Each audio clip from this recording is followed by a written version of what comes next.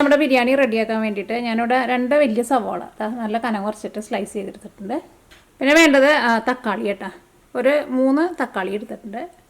നല്ല ചെറുതായിട്ടൊന്ന് കട്ട് ചെയ്തിട്ട് എടുക്കുക. പിന്നെ ഇതേപോലത്തെ ഒരു വലിയ കഷ്ണം ഇഞ്ചി എടുത്തിട്ടുണ്ട്. ഒരു 8 വലിയ വെളുത്തുള്ളി എടുത്തിട്ടുണ്ട്. പിന്നെ ഒരു 4 പച്ചമുളക് എടുത്തിട്ടുണ്ട്. ഇതിലേക്ക് നമ്മൾ മുളക് പൊടി ചേർക്കണില്ല, അപ്പോൾ പച്ചമുളക് നിങ്ങളുടെ എരിവിനനുസരിച്ചിട്ട് ചേർക്കുക. പിന്നെ നമ്മൾ ഇതിലേക്ക് കുരുമുളക് പൊടിയും ചേർക്കണുണ്ട് കേട്ടോ. അപ്പോൾ ഇത് മിക്സിയുടെ ചെറിയ ജാറിലിട്ടിട്ട് ജസ്റ്റ് നമുക്കൊന്ന് ചതച്ച പോലെ ഒന്ന് കറക്കിയിട്ടെടുക്കാം. പേസ്റ്റ് ആകണ്ട.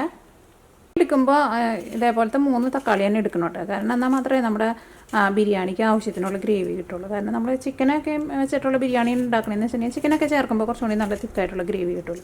ഇതിലേക്ക് നമുക്ക് ഈ തക്കാളിയുടെ ഗ്രേവി മാത്രമേ കിട്ടുള്ളൂ. അപ്പോൾ ഇനി ഇത് 3 കൂടിയിട്ട് മിക്സിയിലിട്ടിട്ട് ഒന്ന് കറക്കിയിട്ട് എടുക്കട്ടെ. നമ്മൾ കട്ട് ചെയ്ത് വെച്ചേക്കണ ഈ 2 സവാള ഉണ്ടല്ലോ, ഈ സവാള നമുക്കൊന്ന് വറുത്തെടുക്കുക. ഇത് ഫുള്ളായിട്ട് നമ്മൾ കറിയുടെ മസാലയിലേക്കല്ല ചേർക്കുന്നത്. ഇതിൽ നിന്ന് കുറച്ച് നമ്മുടെ കറിയുടെ മസാലയിലേക്ക് എടുക്കുക. പിന്നെ ബാക്കിയുള്ളത് നമ്മുടെ ബിരിയാണിയിലേക്കും ചേർക്കാം.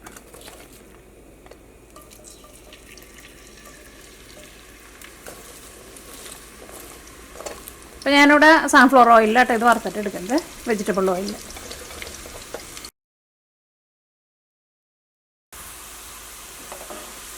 അപ്പോൾ സവോള മൊരിഞ്ഞ് നല്ലൊരു ഗോൾഡൻ കളറായിട്ടുണ്ട്. ഞാനിതിലേക്ക് ഒരു നുള്ളു മഞ്ഞൾപ്പൊടി ചേർക്കണുണ്ട് കേട്ടോ. അപ്പോൾ നമ്മുടെ സവോള മൊരിച്ചിട്ട് എടുക്കുമ്പോൾ നല്ലൊരു കളറും പിന്നെ നല്ലൊരു മണം ഉണ്ടാവും. ഒരുപാട് ചേർക്കേണ്ട, ഒരു ഇച്ചിരി. ഓക്കെ, ഇനി സവോള നമുക്ക് മാറ്റി വയ്ക്കാം.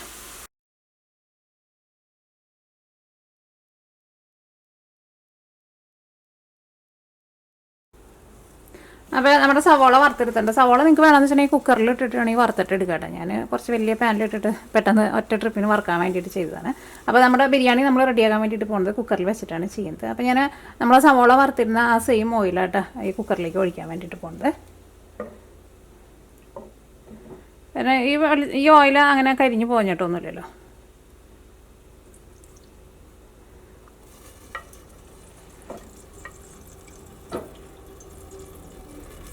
ഒരു 3 ടേബിൾ സ്പൂൺ ഓയിൽ ചേർത്തിട്ടുണ്ട്.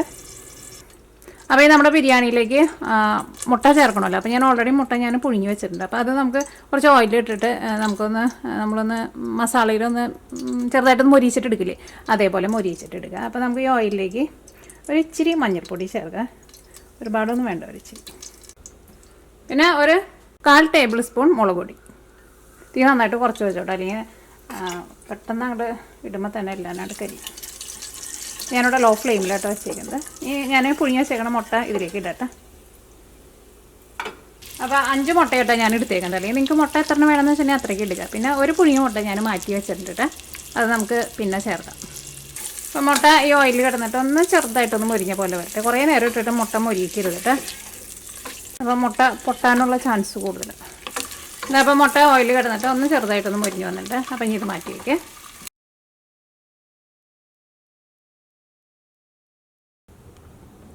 അപ്പോൾ നമ്മുടെ ഈ സെയിം ഓയിലിലേക്ക് തന്നെ നമ്മുടെ ഫ്രഷ് ആയിട്ടുള്ള മസാലകൾ ചേർക്കട്ടെ. അപ്പോൾ ഞാനിവിടെ ഒരു 10 ഏലക്കായ എടുത്തിട്ടുണ്ട്. പിന്നെ ഒരു 1/4 ടീസ്പൂൺ കറിയാമ്പൂ എടുത്തിട്ടുണ്ട്.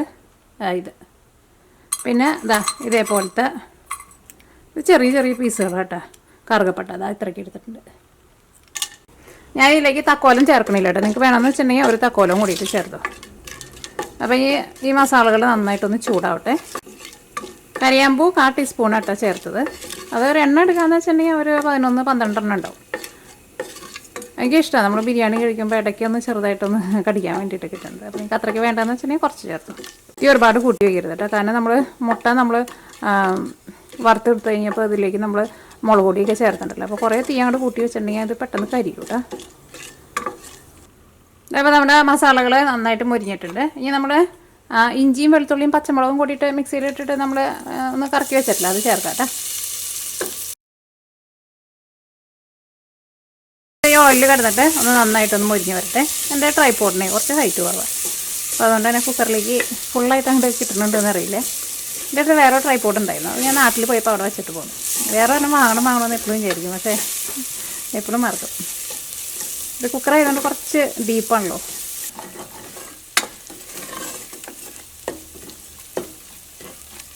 അപ്പോൾ ഇത് നന്നായിട്ട് മൊരിഞ്ഞിട്ടുണ്ട്. ഇതിൻ്റെ പച്ച ടേസ്റ്റ് പോയിട്ടുണ്ട്. ഇനി നമ്മൾ വറുത്ത് വെച്ചേക്കുന്ന സവോള ഉണ്ടല്ലോ, ആ സവോളയും നമ്മൾ പകുതി ഇതിലേക്ക് ചേർക്കട്ടെ. സവാളയും കൂടിയിട്ട് നമുക്ക് ഇതിൻ്റെ കൂടെ ഒന്ന് നന്നായിട്ടൊന്ന് മിക്സ് ചെയ്യാം. ഇത് ഓൾറെഡി നമ്മൾ നന്നായിട്ട് മൊരിയിച്ചിട്ട് വെച്ചേക്കുന്നുണ്ടല്ലോ. ഇതിലേക്ക് നമ്മൾ മസാലപ്പൊടികൾ ചേർക്കാൻ വേണ്ടിയിട്ട് പോവാണ്. ഫസ്റ്റ് നമുക്ക് മഞ്ഞൾപ്പൊടി ചേർക്കാം. ഞാൻ ഇതിലേക്ക് ഒരു 1/4 ടേബിൾ സ്പൂൺ മഞ്ഞൾപ്പൊടി ചേർക്കുന്നുണ്ട്.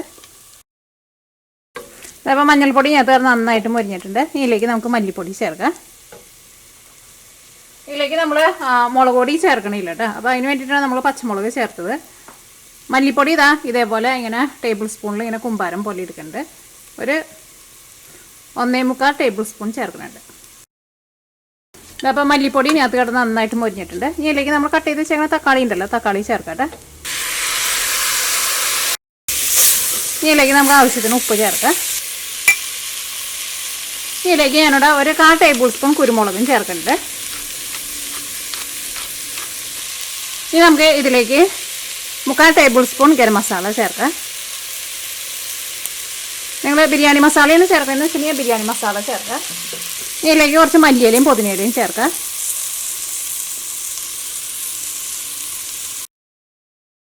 ഞാനിവിടെ ഗരം മസാല ഇവിടെ വീട്ടിൽ തന്നെ പൊടിച്ചിട്ട് എടുക്കുന്നത്. അപ്പോൾ നമ്മൾ ബിരിയാണിയിലേക്ക് ചേർക്കുന്ന എല്ലാ മസാലകളും ചേർത്തിട്ടാണ് നമ്മൾ പൊടിച്ചിട്ട് എടുക്കാറുള്ളത്. അപ്പോൾ ഞാൻ പിന്നെ സെപ്പറേറ്റ് വേറെ ബിരിയാണി മസാലയായിട്ട് പിന്നെ ചേർക്കാറില്ല. അപ്പോൾ നിങ്ങൾ ബിരിയാണി മസാലയായിട്ടാണ് ചേർക്കുന്നതെന്ന് വെച്ചിട്ടുണ്ടെങ്കിൽ ബിരിയാണി മസാല ചേർത്തോ. ഇനി നമ്മൾ ആ സവാള വറുത്തെടുത്തിരുന്ന ഓയിലുണ്ടല്ലോ, ആ ഓയിലിലേക്ക് ഞാനിവിടെ നമ്മുടെ ബിരിയാണിയിലേക്ക് കശുവണ്ടി മുന്തിരിയും വേണ്ടല്ലേ, അത് ഞാനൊന്ന് വറുത്തെടുക്കട്ടെ. അപ്പം ഞാൻ കശുവണ്ടി അത്രയ്ക്ക് എടുത്തിട്ടുണ്ട്. അല്ലെങ്കിൽ കശുവണ്ടി നിങ്ങളുടെ ഇഷ്ടത്തിനനുസരിച്ചിട്ട് ചേർത്തോ.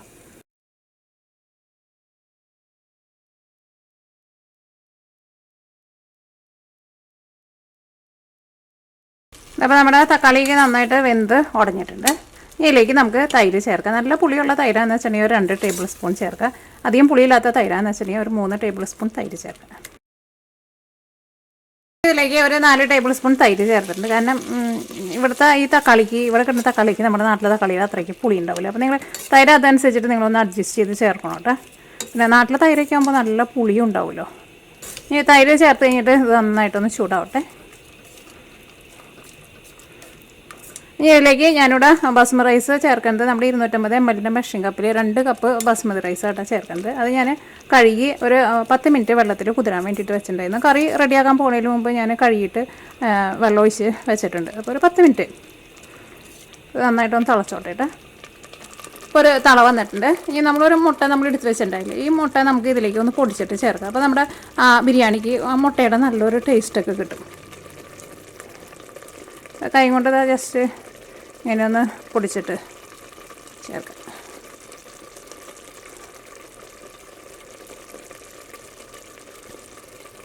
കാരണം മുട്ടയ്ക്ക് നമ്മളെപ്പോഴും ചേർക്കുമ്പോൾ മുഴുവനായിട്ടല്ലേ ചേർക്കുന്നത്. അപ്പോൾ ആ മസാലയ്ക്ക് അത്രയ്ക്ക് അങ്ങോട്ട് ഒരു മുട്ടയുടെ ടേസ്റ്റ് കിട്ടും.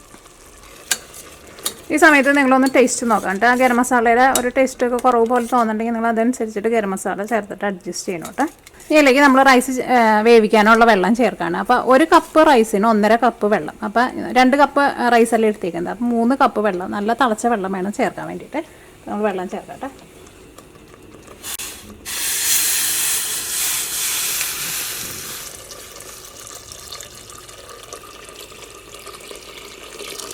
തീ നന്നായിട്ട് കൂട്ടി വയ്ക്കുക. ഇനി അടുത്തത് ഞാനിതിലേക്ക് ചേർക്കുന്നത് നമ്മുടെ ബിരിയാണിക്ക് നല്ലൊരു ഒരു സ്മെല്ലും നല്ലൊരു ഫ്ലേവറൊക്കെ കിട്ടാൻ വേണ്ടിയിട്ട് കേവര വാട്ടർ. ഇതൊരു ചെടിയുടെ ഇതിൽ നിന്ന് എടുക്കണ ഒരു എസൻസ് ആട്ടെ. ഇത് കടകളിൽ നിന്നൊക്കെ വാങ്ങാൻ വേണ്ടിയിട്ട് കിട്ടും. നല്ല മണമാണ്. ഇത് ചേർത്തിട്ടുണ്ടെങ്കിൽ നമ്മുടെ ബിരിയാണിക്ക് നല്ലൊരു മണമൊക്കെ ഉണ്ടാവും. അപ്പോൾ ഇത് ചേർക്കാണ്. ഇത് ഞാനിതിലേക്ക് ഒരു 2 ടേബിൾ സ്പൂൺ ചേർക്കുന്നുണ്ട്. എനിക്ക് ഭയങ്കര ഇഷ്ടമായി എൻ്റെ മണം. അപ്പോൾ ഈ വെള്ളം നന്നായിട്ടൊന്ന് തിളക്കട്ടെ. അപ്പോൾ വെള്ളം നന്നായിട്ട് തിളച്ചിട്ടുണ്ട്. ഇതിലേക്ക് നമ്മൾ റോസ്റ്റ് ചെയ്ത് വെച്ചേക്കണം നമ്മുടെ മുട്ടയുണ്ടല്ലോ, മുട്ട ചേർക്കുക. നല്ല മണം റോസ് വാട്ടറിന്. റോസ് വാട്ടറിനല്ല, ഇതിന് കേവര വാട്ടറിന്. റോസ് വാട്ടർ വേണമെന്ന് വെച്ചിട്ടുണ്ടെങ്കിൽ റോസ് വാട്ടറും ചേർക്കട്ടെ. ഇനി നമ്മൾ ഇതിലേക്ക് അരി ചേർക്കട്ടെ. ഇനി നിങ്ങൾ മറ്റേ ചെറിയ അരി ഉണ്ടല്ലോ, അരിയാണെങ്കിലും ഈ സെയിം ഇത്രയ്ക്ക് വെള്ളം തന്നെ ചേർത്താൽ മതി കേട്ടോ. ഞാൻ പണ്ട് നമ്മുടെ മിയ കിച്ചൻ തുടങ്ങിയ സമയത്ത് എനിക്ക് ഒരു 8-9 വർഷം മുമ്പ് ഞാൻ ബിരിയാണി കുക്കറിൽ വെച്ചിട്ടുണ്ടാക്കണ ഒരു ചിക്കൻ ബിരിയാണിയുടെ വീഡിയോ ചെയ്തിട്ടുണ്ടായിരുന്നു. അന്ന് എനിക്ക് തോന്നുന്നു ഞാനായിരുന്നു അന്ന് പിന്നെ അങ്ങനെ മലയാളത്തിൽ ആരും വീഡിയോ ഒന്നും ഇറങ്ങില്ലല്ലോ. അപ്പോൾ പറയാൻ കാരണം എന്താണെന്ന് വെച്ചാൽ ചിക്കൻ ബിരിയാണി ഉണ്ടാക്കുമ്പോൾ നമ്മൾ ഇത്രയ്ക്ക് വെള്ളം നമ്മൾ ചേർക്കേണ്ട ആവശ്യമില്ല. 1 കപ്പ് അരിക്ക് 1.5 കപ്പ് വെള്ളം ചേർക്കേണ്ട ആവശ്യമില്ല. കുറച്ച് വെള്ളം കുറവ് ചേർത്താൽ മതി. കാരണം ചിക്കൻ്റെ ഉള്ളിൽ അത്യാവശ്യം നന്നായിട്ട് അതിൻ്റെ ഉള്ളിൽ നിന്നും കുറച്ച് ജ്യൂസ് വരുമല്ലോ.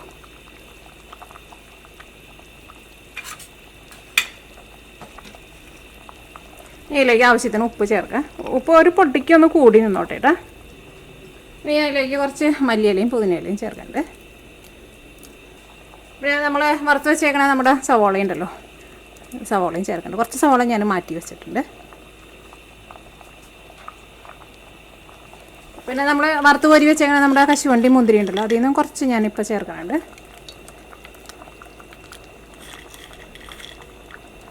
ഓക്കെ,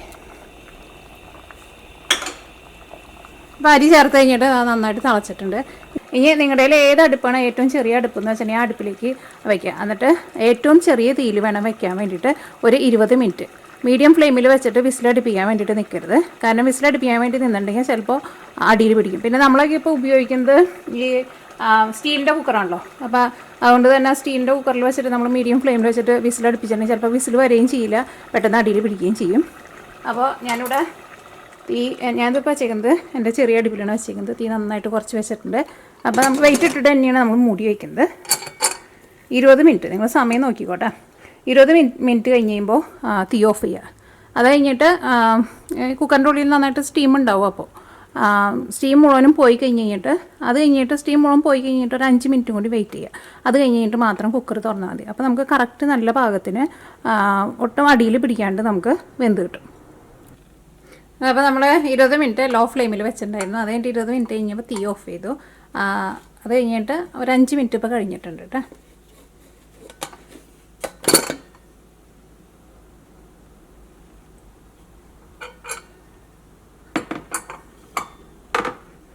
ഒട്ടും അടിയിൽ പിടിക്കില്ല, നല്ല കറക്റ്റ് പാകത്തിന് നമുക്ക് വെന്ത് കിട്ടും. റൈസ് ആയിരുന്നാലും എന്താ നോക്കിക്കേ.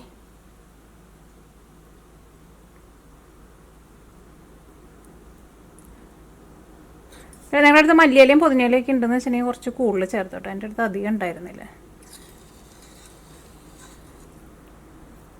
അടിയിലായിരുന്നാലും ഒട്ടും പിടിക്കില്ല കേട്ടോ, ഒട്ടും വേവ് കൂടി പോയില്ല. കാരണം നമ്മൾ അതിനുള്ള വെള്ളമല്ലേ ചേർക്കണുള്ളൂ.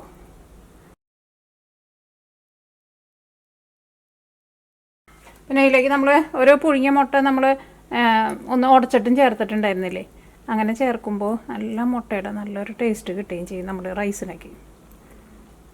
അപ്പോൾ ഇതാണ് നമ്മുടെ സിമ്പിളായിട്ടുള്ള നമ്മുടെ കുക്കർ ബിരിയാണി. അപ്പോൾ നിങ്ങൾ ട്രൈ ചെയ്ത് നോക്കാം. ഞാൻ പറഞ്ഞ പോലെ ലോ ഫ്ലെയിമിൽ വെച്ചിട്ട് റെഡിയാക്കിയിട്ട് എടുക്കുക. അപ്പോൾ കുക്കറിൽ എപ്പോഴും നിങ്ങൾ ബിരിയാണി ഉണ്ടാക്കുമ്പോൾ ഇങ്ങനെ ചെയ്താൽ മതി. കാരണം വിസിലടുപ്പിക്കാൻ വേണ്ടിയിട്ട് നിൽക്കണ്ട. അലുമിനിയത്തിൻ്റെ കുക്കറൊക്കെയാണെന്ന് വെച്ചാൽ പിന്നെയും കുഴപ്പമില്ല. സ്റ്റീലിൻ്റെ കുക്കറിൽ വെച്ചിട്ട് വിസിലടുപ്പിക്കാൻ നിന്നിട്ടുണ്ടെങ്കിൽ ചിലപ്പോൾ അത് അടിയിൽ പിടിക്കാനുള്ള സാധ്യത ഭയങ്കര കൂടുതലാണ്. അപ്പോൾ ഇതാട്ടെ നമ്മുടെ കുക്കർ ബിരിയാണി. പിന്നെ കേവര വാട്ടർ കിട്ടാമെന്ന് വെച്ചിട്ടുണ്ടെങ്കിൽ അതും കൂടിയിട്ട് ചേർക്കാം.